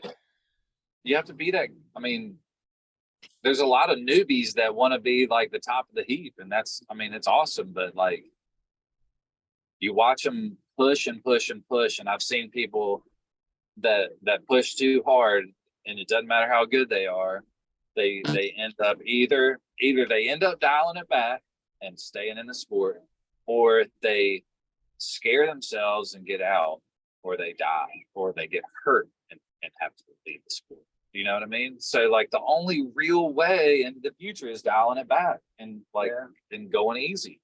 That's the only, statistically speaking, only real way to stay in the sport is to just keep dialing it back. I mean, you Not too much, but I mean, said that better. I mean, really, that's the best I've ever heard anybody say that. And part of dialing it back for me is remembering why I got into the sport to begin with, and that was just to fly, just to enjoy myself. Yeah, Just to but get somewhere up there. along the line, it's like you cross that line. It's like I want to do this next. I want to do this next. So yeah, Yeah. that was an awesome way of saying it. you don't realize that like you're a daredevil until you start doing this stuff, and then once you do, you're like, oh my god, I've got a responsibility. Yep. So like Daredevil as long as possible. Yeah. That's only going to happen if I dial it back. But that was a Santa Croce thing. And he's talked about that in videos and stuff where he's like, you can't keep pushing and pushing and pushing because the guys that are all about flying and that's all they do, they're going to get hurt. Yeah. They will eventually get hurt. And because they're not thinking about the consequences, they just want to fly. And it sucks. Like historically speaking, though, I mean, he was speaking historic. You know, I don't have that history in the sport yet, but sort of do though. I got hurt. Yeah, I mean, that was a learning experience. I mean, I'm my sure. friends have I've got 2 friends that have broken backs, if not way more. There's Well, a you've thing been in paragliding. Say You've again. been flying for 7 years and 400 flights a year for the last few years. That's you've got some serious time under that wing. Yeah, under a bunch of wings. Well, under a couple of wings. I wouldn't say a bunch. There are people Under- that have way Under more. a wing, under any wing, you've got some Yeah. serious time, and Yeah. you've learned a lot. Like people wonder every once in a while. I go for these long flights, like 3 or 4 hours, and people ask me, "What the heck are you doing?" Well, I'm constantly thinking. I'm constantly planning. I'm learning my fuel capacity. I'm learning how just incredible amounts of things. And Yeah. sure, yeah, I'm not doing touch and goes, but I am learning a lot, and I can't. It's amazing what you can learn just from sitting there under the wing and cruising. Yeah.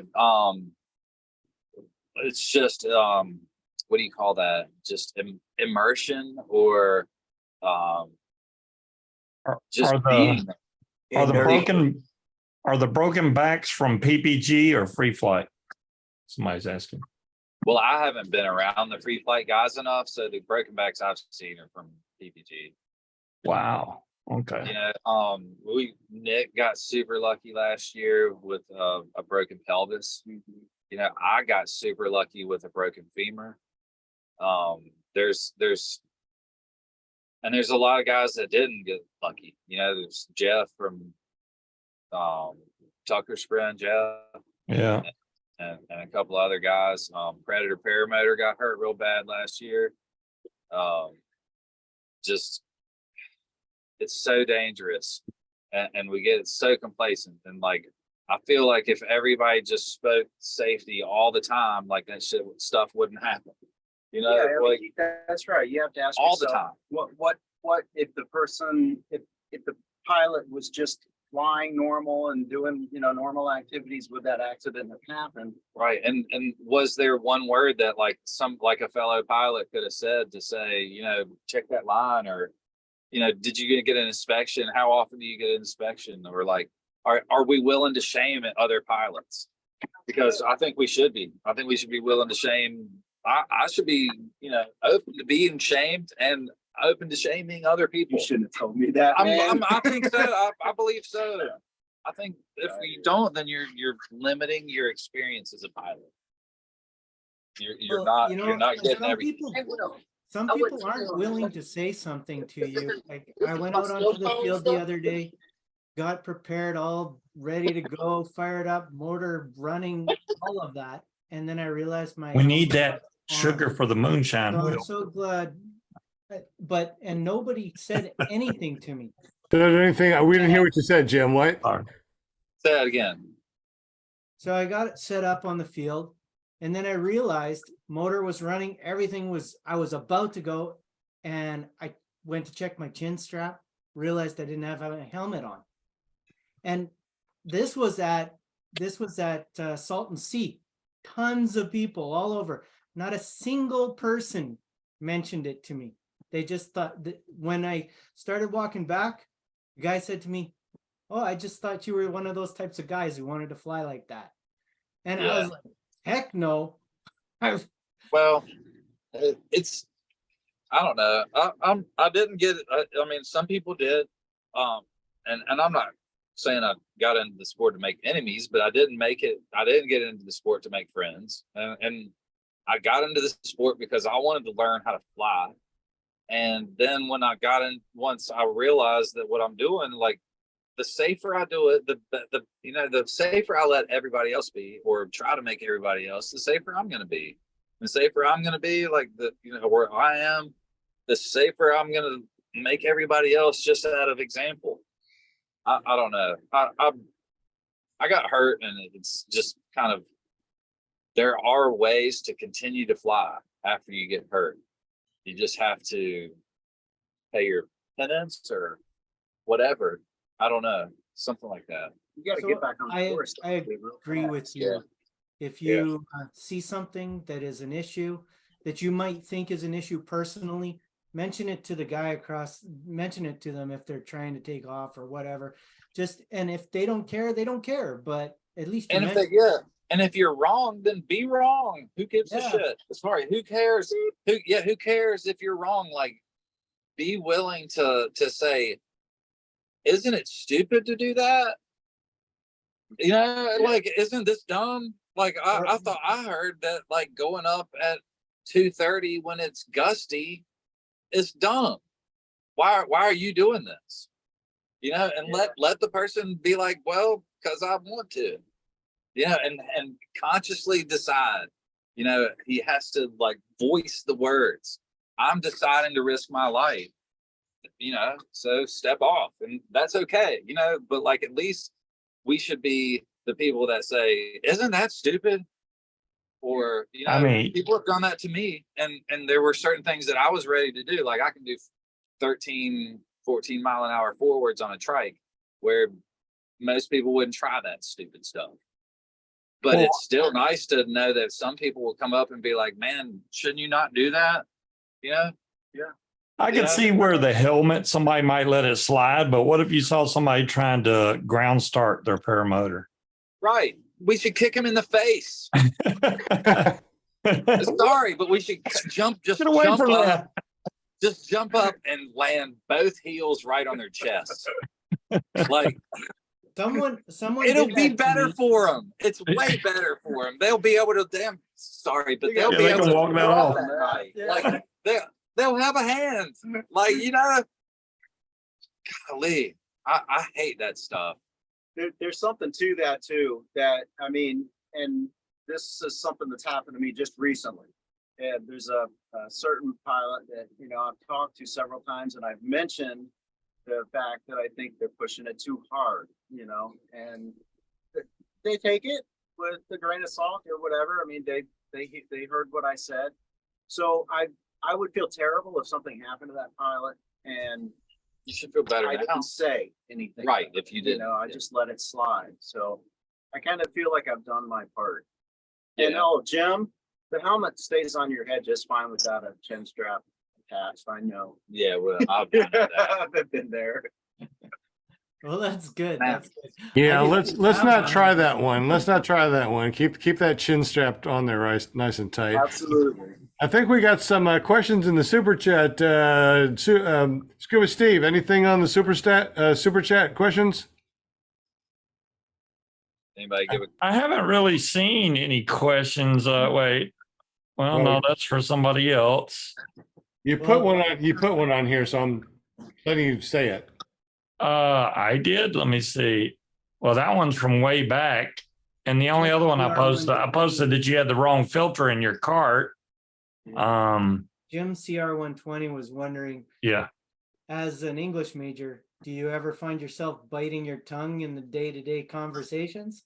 Besides all the swearing stopping. Sorry about that. I had a wife that, like, really tried to get me to stop swearing, but my mother would swear like a sailor at church. She was the organist, and it just, I don't know why. Sorry, I apologize. What were we talking about again? So What was the I was question? wondering if you ever bite your tongue in day-to-day conversations because As of an English major. English major. The worst is to focus through or keep my focus through somebody's not using the possessive correctly. Sorry, I know that's stupid, but like, Not to an English major. right? it's not. Like, I mean, like when, like, I don't know. It's hard to say, and I say like all the time. I'm the worst, you know. And I'm constantly using colloquialisms, and I'm constantly swearing. But the possessive pronouns and possessive, like the apostrophe s that you're supposed to put on the end of stuff. Anyways, yeah. and I'll try to point it out if I ever see it. But I see it a lot in paramotor videos Well, where give us a couple examples real quick, just for people fun. don't speak correctly. Like,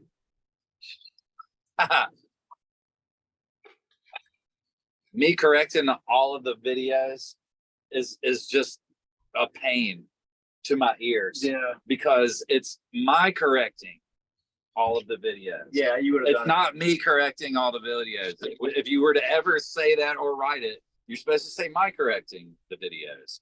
Pisses people off. Not me correcting the videos pisses people off. My correcting the videos pisses people off. Anyways, that's dumb. So that's my English major little. That's the English. It's the lesson for- yeah, it's the possessive. And you'll hear it if it's pointed out to you for about a week, you'll never stop hearing it. Give us a couple more. Give us a couple more examples. You have to hear it in real life. Like, but I can be like, did you hear that? Yeah. Like, You I and got I an are gonna example. go to bad really apples, sucked- right? say it again. You and me are gonna go to bad apples, right?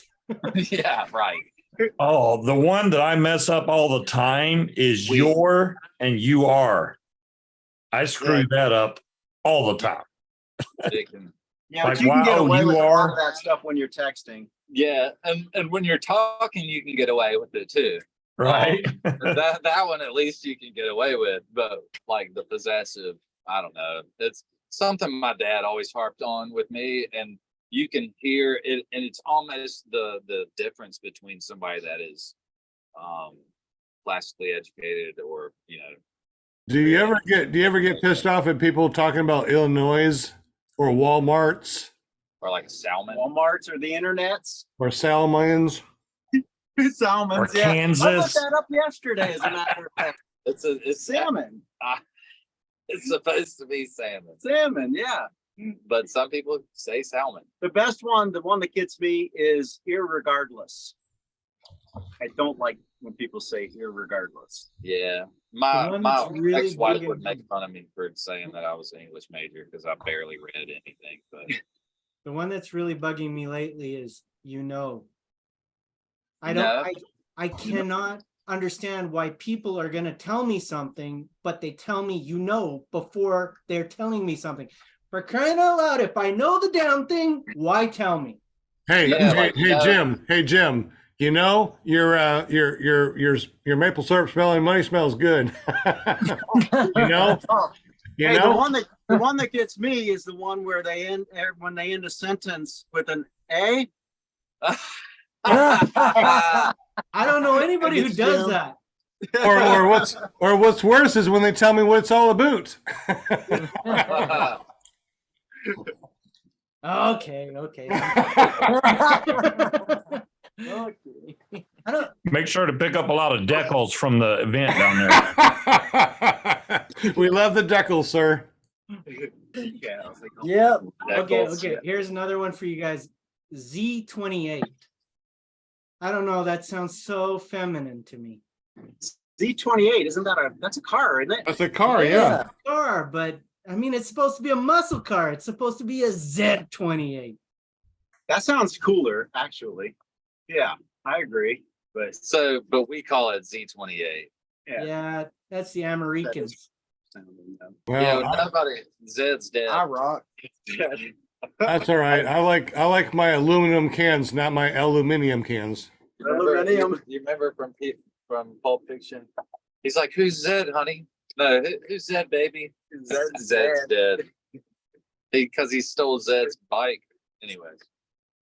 All right. Butch, I want to hear how you liked your cross country, man. You haven't said a word the entire show, so you're there. What Yeah, happened? How far did y'all go? What are you talking I about? don't even know. I lost the LZ. I couldn't get back. I was like, oh man, where's it at? That's what Gaggle's for. Yeah, I don't have internet on my phone. Oh, okay. How So far did you go? y'all went pretty far though, right?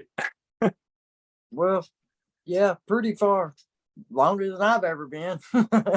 Well, that's still cool. I mean, Yeah, on your it was fifth flight awesome. to do a cross country, that's awesome. If I do It that, I was. will go into bad airspace and they will shoot me down and kill me. Lucky I had a great instructor and he was up there with me. I was following him around. There you go. Long as somebody knew where they were going. Yeah, exactly. Just don't want to lose them. Yeah, if you lose them, you would be screwed. I guess I'm landing. Hey, we're running out of battery juice here, Sean. All right, guys. Well, thank you so much for hanging out with us. We definitely appreciate you, y'all. James, have a great evening. Thank you for jumping on the show. We'll fly. Thank you for all the B-roll in the background when James was chatting with us. Y'all have a great time over at Bad Apples. Yeah, be safe down there. Absolutely. James, tell us a little bit about your Charlie soap and how we can go check that out real quick. Look at charliesoap.com. CHARLIESOAP. And we have a hypoallergenic laundry detergent that is better than anything in the world. And we have some surface cleaners. You can get it at Earth Fare, Fresh Market, Whole Foods, Lowe's Foods, Kroger, any owners, any store owned by Kroger, and now Walmart. Dang. I'll buy me some Charlie soap. Yeah, we Support got that into new 500. wing. We got Let's go and buy some soap to support your new Charlie soap wing. Please buy as much as you can. You're welcome to just put it down the drain. They say that it's safe to just throw in the trash. So just keep buying it and keep throwing it in the trash. No, don't do that because it's some good stuff. Hey, James, is it available up in Canada? There is a distributor out there, or we had one for a very long time. We were in home hardware or house hardware, or I can't remember. Oh, Home Gonna have hardware. it. But we don't think we have it anymore up there. So I'm sorry. But you can definitely order it online. We're in Amazon Canada. So you should be able to get it there. The other Nick said he's going to Walmart right now. Is it already in the Walmarts or are you just Okay, so it left 4 Walmart DCs the distribution centers last Thursday. And so it's being rolled out to all 42 of their distribution centers, and going into 500 stores. So I don't know if it'll be, there's probably 2,500 stores or 2,000 stores, something like that. And anyways, so we're only getting 500 of them, and they're going to figure out how well it sells and in what kind of demographic it'll sell. And then they'll send it out to all those stores that it kind of hits well in. right? And anyways, I'm learning all about it. I'm in the production side of things. But if please give it a try. It's me and my family and all of my friends, because I basically just have employees that are my friends, and they're all the breadwinners of their families. And so we've got 10 families that are represented by Charlie Soap, and we're doing pretty good. And so we could appreciate the support. If you bought me a Charlie soap wing, I'd fly it. Yeah, it's so funny. I've gotten that offer from a lot of people. I didn't think that I would get that offer. Here's another one. Just saying. There you go. Just another one. Just start giving out those Charlie soap wings, and you'll be seen all over the United States and the world. Yeah, next Yeah, t-shirts, but- man. Just go straight for the Just wings. No t-shirts. I mean, screw that. We need wings. Cars. I could give away cars with it on there. Jets, even. Yeah. I used to be allergic to dial soap. Is that because of how much lye they put in it, or what do you think that is? I would just break out when I use dial soap. Really? Yeah. Anytime that you have a detergent or a soap that leaves a residue behind, you have a chance to be allergic to it. So what you want to look for is a soap or a detergent that rinses thoroughly. If it rinses thoroughly, then it doesn't matter if it cleaned anything or not. It will at least not hurt your skin Okay. because Cool. it won't be left behind. I thought all And the so that's the only soap, thing I can. all the soap instructions always say rinse thoroughly. Do they not? They do, and then Uh-oh. I They're think that was gone. battery power. Well, Yeah. I guess we just lost them. Yeah. On that note, Oh, wait, he's back. oh, there they are. lost me Okay. for a second. So they do say rinse thoroughly. The thing is, okay, so on detergents, if you want to do a little soap thing here, detergents, basically they've been making the same detergents since the 1950s, since Procter and Gamble bought out their patents for synthetic soaps from somebody in the 50s, and they published the book about all the detergents, and everybody's been using that same detergent formula since the 50s, or a variation thereof.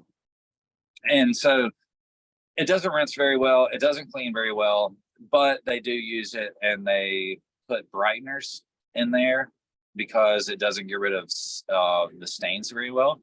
And they put scents in there because sometimes it doesn't get rid of BO like it should. And then sometimes they put lubricants in there because those brighteners and those perfumes will eventually cake up on your clothes and on your machine. And you'll notice that if you ever have had a washing machine fixed by a technician, they'll always talk about the residues and the gunk inside the machine, and it's from the detergent that you're using, and they'll always recommend something. But there's really only one detergent out there that doesn't leave a residue behind, and that's mine. There's every other one leaves some type of residue behind, and even if they say that it's hypoallergenic, what they're going to tell you is that they don't leave a residue that you can be allergic to. But still, it's a 1 in a million shot. You could still be allergic to something because it's there, and you could have some weird adverse effect. But if you have nothing there, and it's just cotton with no residues on there, most people are not allergic to plain cotton or plain polyester or any nylon or anything like that. Most people are not allergic to those garments. They're allergic to whatever is attracted to those garments in the washing process or in the world. You know your stuff, man. Jim, I've been selling soap for a while. Jim wants to know, is there any soap that's good for moving stains on wings? I cannot recommend that you use my product for wings, but they recommend a mild detergent, I think, and I produce a mild detergent. There you So go. That's a safe way.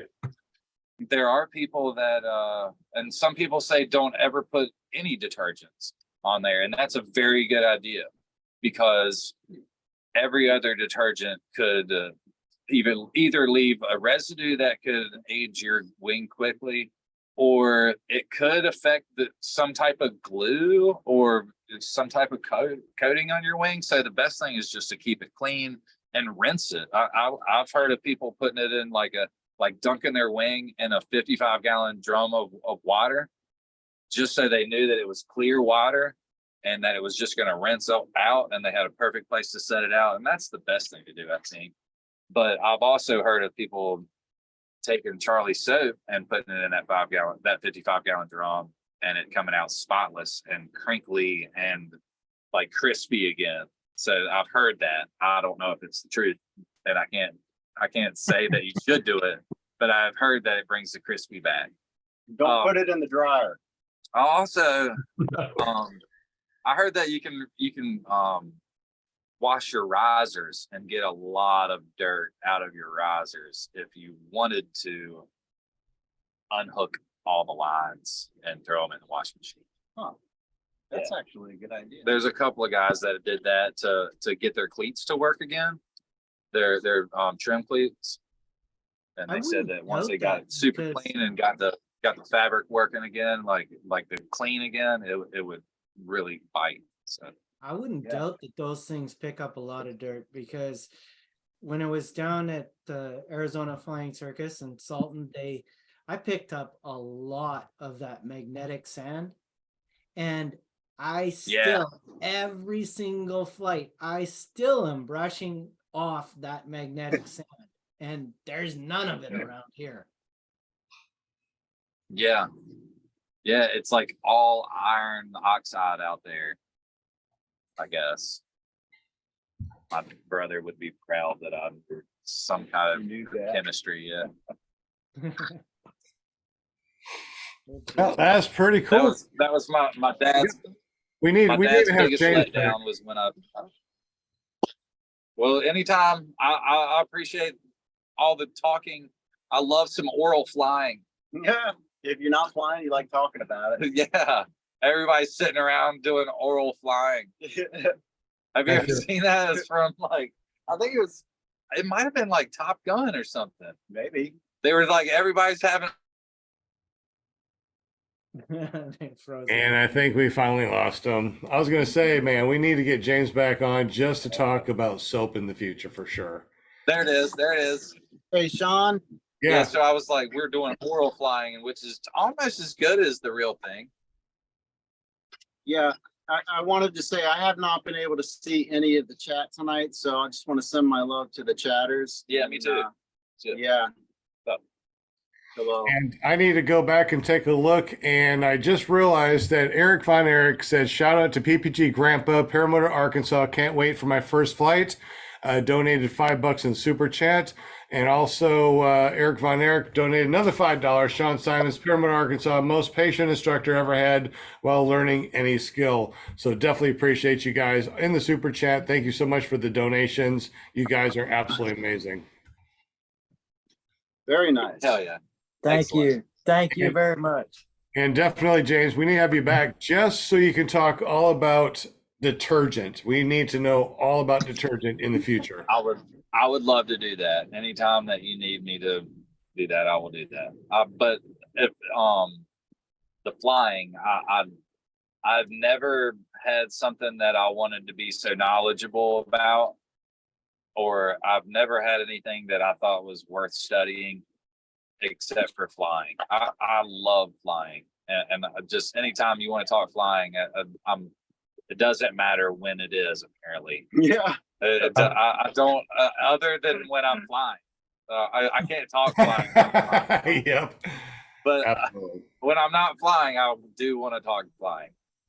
I think if you get into the sport, you have to be in 110%. There's no half wanting to fly. I mean, you either really want to do it. That's why I think we're so passionate about it, is because we learn something every day, and constantly keep updating our skills and everything every day so that we can be better pilots.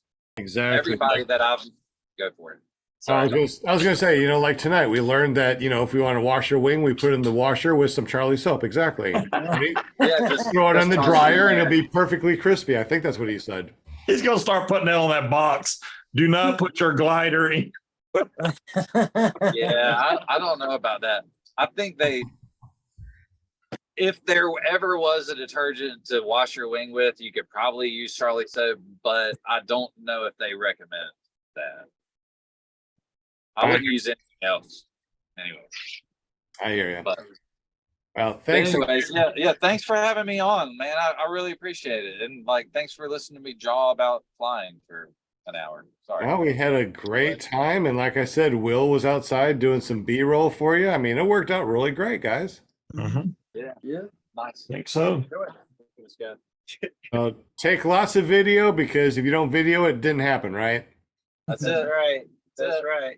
Hey, shout out for Fly It for Gauge Fly-In, the new fly-in in Bowling Green, Florida, June 8th through the 11th. I can give you a 99.9% chance of loving that flying. Just that awesome. It's a great Will's place to video on fly. bad apples will be out in August. You guys get ready. Yeah. Set your, put it on the calendar. Man, that's the worst. Like when I went to work for Aviator and take their trailer out to Salton Sea and everything, I got a ton of footage, but it takes me 3 months to Yeah. get to it, let alone to edit Yeah, it all editing. and then put it, and then releasing it at the right time. By the time I get to it, it's like, did I help you? You know, like 5 months later, they're probably thinking that was the worst investment we could have done. But 3 months of my life spent in front of a computer. like we all waited for him to make this stupid and spend all this money. Anyways, I'm afraid that I wasn't very helpful for them, but all I know is that they've got something going on over there at Aviator. I know that they've got something going on because they produce pilots. They produce a ton of pilots. And They're so Yeah, they just opened a new place outside of Nashville, from what I saw. So that's much closer. yeah, and that dude, he's kind of young. His name's Jake Hutzler or Metzler or something like that. Anyways, he is a phenomenal pilot, and he is a super calm and patient teacher. I was blown away by I think one of the coolest things that Eric Farewell does is recruiting.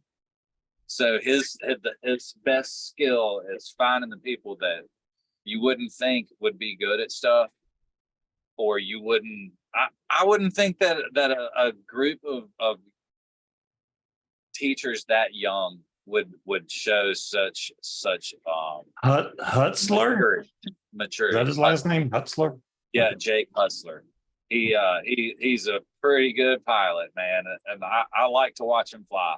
He's nice and smooth, and that's what you want. And not only that, he's a likable guy. So you want to, like, I don't know. I think they did well. Not to blow him up too much, but like I got to meet all those guys from Aviator, and they're all really, really nice. They all treated me like I was a brother, like instantly. It was kind of cool. So That's one thing I like about the sport. That's one thing I like about the sport. Everybody just takes you in.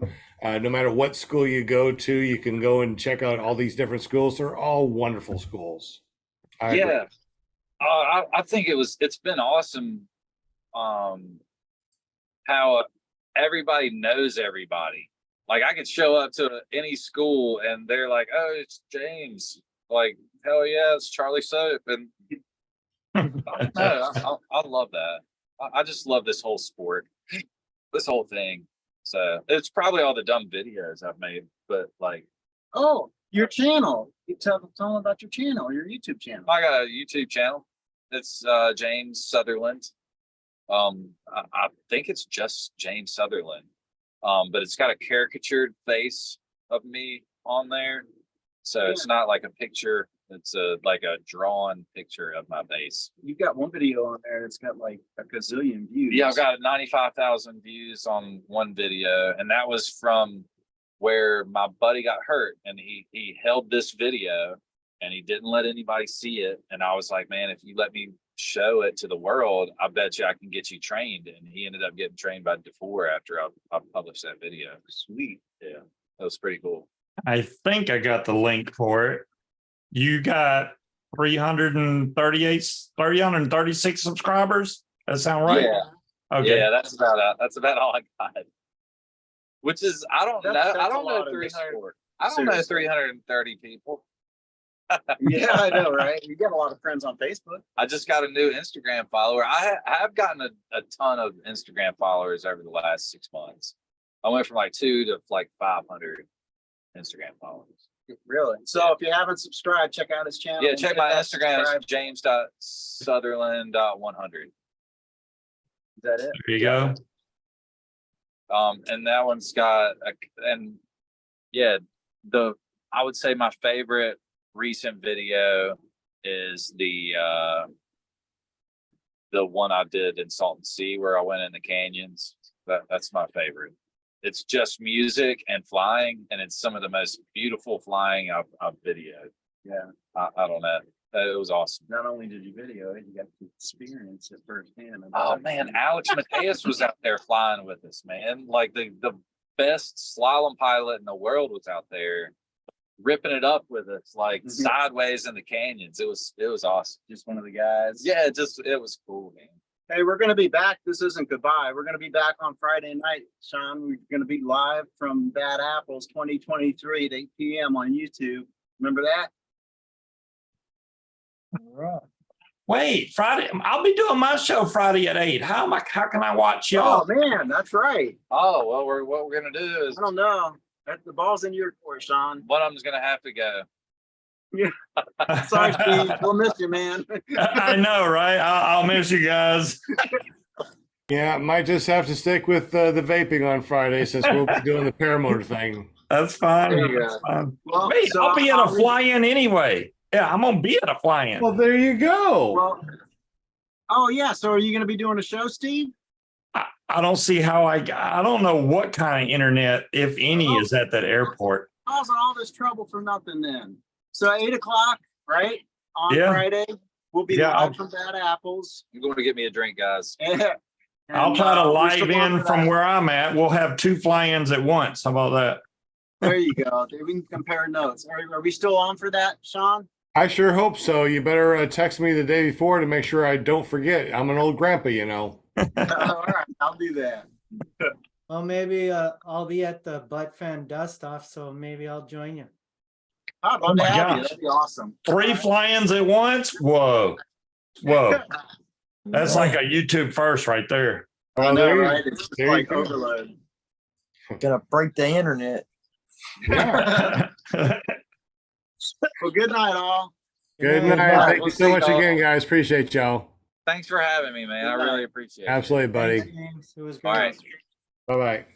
Later Yeah. on. This is going to be really cool. So we're going to have the Bad Apples. We're going to be doing a live stream. We're going to have Jim and hopefully Scuba, all of us on there from different fly-ins on Friday at 7 p.m. Central, 8 p.m. Eastern. There you go. Oh, That'll be about sunset anyway. I'll probably can't be flying right then anyway, so why not? Yeah, join us, man. I'm not going to join while I'm in the air. Yeah, let me just get on Zoom while I'm in the air. Look, y'all can You see should down do here. it. You should do it. That'd be awesome. yeah. I mean, But one, it depends. If the weather's nice and it's calm air, then maybe. But otherwise, there's no way. I don't want to drop my phone from 800 feet. I'll have it. you fly that low? Come on, get higher. I could over there because we'll be unrestricted. I can go way up over there, so that's That good. way, if you drop it, you can swoop down and catch it. There you go. I don't think I got my wing. Don't swoop that fast. Put a little parachute on your phone. There you go. You know, I never thought of that. Yeah, you could do like a little parachute type of case or something. So if you did lose it, it would go foop and just float down like those little army That'd men. be awesome. Right? I see Yeah. my phone is floating. Oh, it's going in the water. It's going in the water. You need to have like a little flash on it or something, some strobe or something going. That'd be pretty cool. That sounds awesome. Well, Jim, Scuba Steve, and Butchfly, I tell you what, you guys are awesome. Hey, Butchfly, do you want to tell us a little bit about your 5th flight today, since you know we're still on? And It was awesome. I loved it. I got a great instructor, and he makes sure I do. He makes sure I do good. How far did you I'm go? really wore out. Oh, wore out. Yeah, we've been getting up at like 5 o'clock every morning. Did you blow many launches, or I mean, did that wear you out, or? No, not today. I actually got a little off, well, oscillating. Uh-huh. I got to work on that. You know, I've been doing pretty good, but this morning I wasn't. I was kind of tired, and it Yeah. didn't take long for me to cramp up after I got back on the ground. Okay. Cool. Don't yeah, let him fool you. Don't let him fool you. He is doing absolutely amazing out of everything that he's done. The blown launch was only because it just came off a little bit to the side, and he, as a pilot, decided he was going to kill it and reset up. There you go. So he did. Yeah. He did what he was supposed to do. That's right. So how far did you go? thank you. Thank you. I'm So hard how on far did you myself. go? Well, it's better to kill it than let it keep running and the wing come down and then the lines get caught in the prop. That would be bad. So Yeah. yeah, it's better just Yeah. to shut it down. You can always set up and go again, you know? Right. It's like that saying, it's better to be on the ground wishing you were in the air than in the air wishing you were on the ground. Yeah. Yeah, I think that we did maybe a 30-mile round trip. Nice. Country. So Nice. It was a long time. It When was we- awesome. Went to a Um, particular destination and then came back, or did we didn't land. We just went to a destination and turned around. Wanted to make sure it was safe for him, obviously. And when we got back, his gas was about that much. So Wow. we did it. We did it absolutely perfect. Beautiful, beautiful. Yeah. Oh, that's fun. So, Thank you guys. Enjoyed it. And you think you'll get that Charlie soap up there in a Tim Hortons? Maybe you can get some then. Yeah, for sure. I'm definitely gonna have to get me some Charlie soap. Oh yeah. She's sounds she's pretty more allergic to soap than I used to be. Really allergic to, like I said, Dial, but she's allergic to most soap. So I'll try that, and if she likes that, then we'll just keep buying that. Shoot, Yeah. or at least for the clothes, you know, if it's just detergent. Right. really awesome. Well, guys, we're going to be getting up really early in the morning. So, Scuba Steve, tell us a little bit about what you do on Friday nights and how we check that out. Friday nights, I do a show about vaping mainly, but also talk about paramotor stuff. But this Friday, like I said, I'll probably be at a fly-in. So I don't know what my channel is going to do. I'm going to have to post something on Facebook, because if I do join in from the fly-in, then it's going to be on Sean's channel, not my channel. So it's going to be weird. But yeah, you can just go to paramotordude.com. That'll take you straight to my YouTube channel, and there you go. Excellent. And also too, real quick, because Butch Fly, he's starting to upload, he's starting to do videos and stuff. So Butch Fly, tell us a little bit about your YouTube channel and how do we get to it? PPG Butch and Butch Fly, ppgbutch.com, or you can go to Facebook and put in Butch Fly and check me out.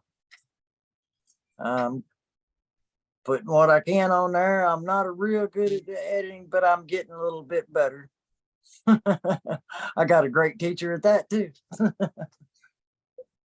Well, with 30 years of doing computer engineering and stuff, I can help him out just a wee bit, but whatever. But yeah, go to ppgbutch.com and that goes over to his YouTube channel and just search for Butch Fly on YouTube. And also he's put himself up a brand new page, Fly Butch Fly.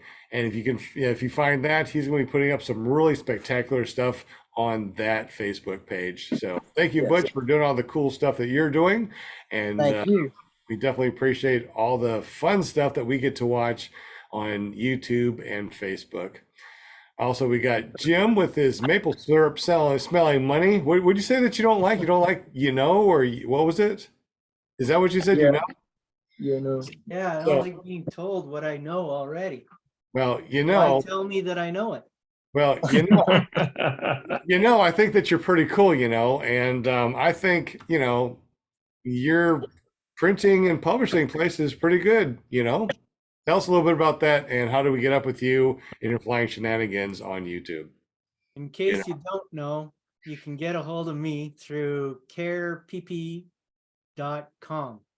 or give me a call at 306-946-4027 and you'll get a hold of us and we'll help you out with whatever you need printed. And if you'd like to check out some paramotor videos, then you can go to careppg.com and you'll find lots. Find lots of cool stuff. That's awesome. And I hear that PPG Grandpa is worth 10%. What is that all about? A boot. Say what? PPG Grandpa is worth 10%. What is that all about? You know? know? We're supposed to be speaking English, not American. Oh, sorry about that. Now I don't even know what we were talking about.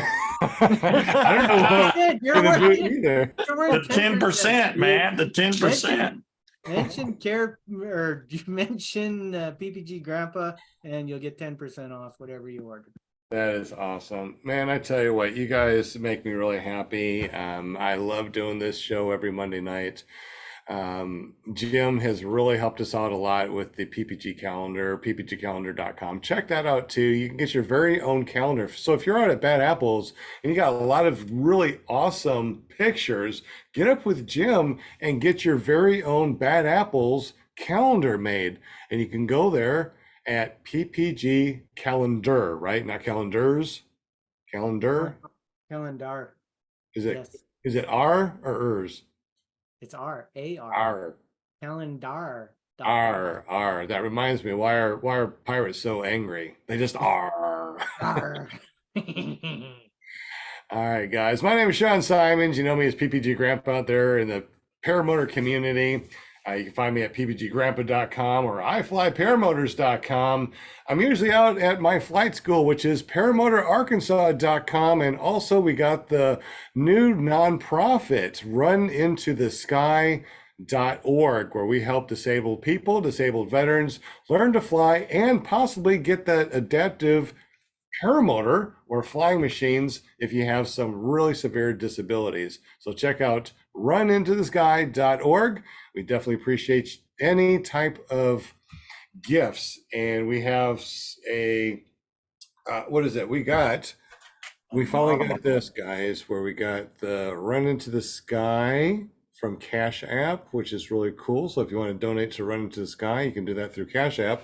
And also, if you want to just send us a check, we got the information down below. Now, if you do send a gift, send a self-addressed stamped envelope and we'll send you a gift back, some stickers and things, and also put you in the raffle for a brand new reserve. Matter of fact, Butch just got a brand new reserve also. Yes, I did. And, we definitely appreciate everything that y'all do. You guys have a wonderful day, wonderful evening, a wonderful week. I hope everything's absolutely amazing for y'all. We'll see you next week, same bat time, same bat channel, blue skies. And I hope that all your paramotor activities are amazing and you're able to run into the sky. We'll see you next week. Peace out, y'all. Peace. Hey, with the thumbnail. All right. Peace. Yeah, I guess we'll have to go back and get a thumbnail from the actual. Yeah, we'll have to wait for Will. Man. Oh well. See you next time, y'all. Peace out. Yeah. See ya, guys.